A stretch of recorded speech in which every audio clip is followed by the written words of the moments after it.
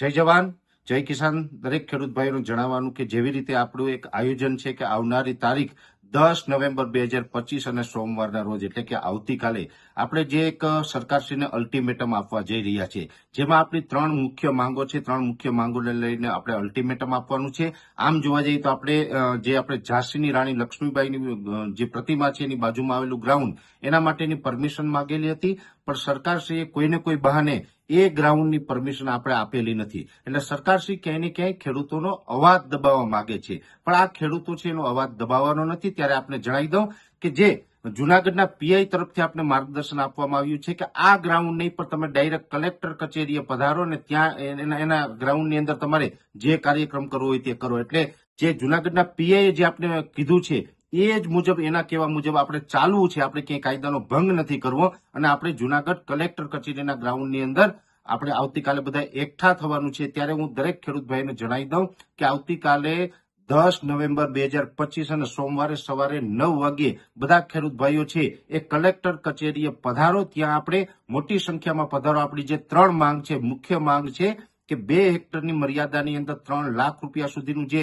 પાક ધિરાણ આપવામાં આવે છે એ આપણું સંપૂર્ણ 3 લાખ રૂપિયાનું પાક ધિરાણ છે એ માફ કરવામાં આવે અને જે મિત્રોએ પાક ધિરાણ ઉઠાવેલું ન હોય એના એકાઉન્ટમાં ડાયરેક્ટ સરકારથી 3 લાખ રૂપિયાની રકમ જમા કરે.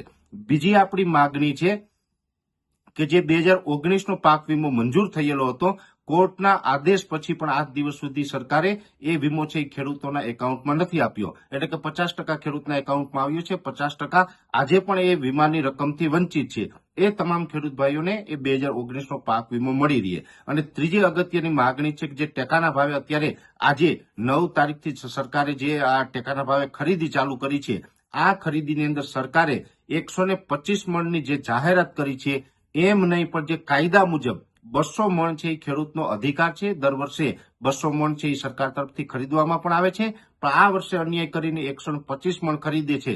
એની જગ્યાએ 200 મણ પૂરી મગફળી ખેડૂતોની ખરીદવામાં આવે અને એની સાથોસાથ જે વરસાદને કારણે, માવઠાને કારણે જે મગફળી પલળી ગયેલી છે, આ મગફળી સરકાર નહીં ખરીદે તો વેપારી તો આમાં કોઈ જ પ્રકારે આપણી સાથે ન્યાય નથી કરી શકવાના. એટલે ખેડૂતોની પલળેલી મગફળી છે એ પણ સરકાર ટેકાના ભાવે ખરીદી લે. આ ત્રણ આપણી જે મુખ્ય માંગ છે, જેની અંદર પાક ધિરાણ માફ, 2019નો વીમો અને આ ટેકાના ભાવનો મુદ્દો, આ ત્રણેય મુદ્દાને લઈને આપણે અલ્ટિમેટમ આપવા જઈ રહ્યા છીએ કે દિવસ 12ની અંદર જો આપણા અલ્ટિમેટમને ધ્યાનમાં રાખીને દિવસ 12ની અંદર ત્રણેય મુદ્દાનું સોલ્યુશન સરકાર આપે, નહીતર આવનારા દિવસની અંદર અન્નજળનો ત્યાગ કરીને આપણે ઉપવાસ આંદોલન ઉપર જઈ રહ્યા છીએ.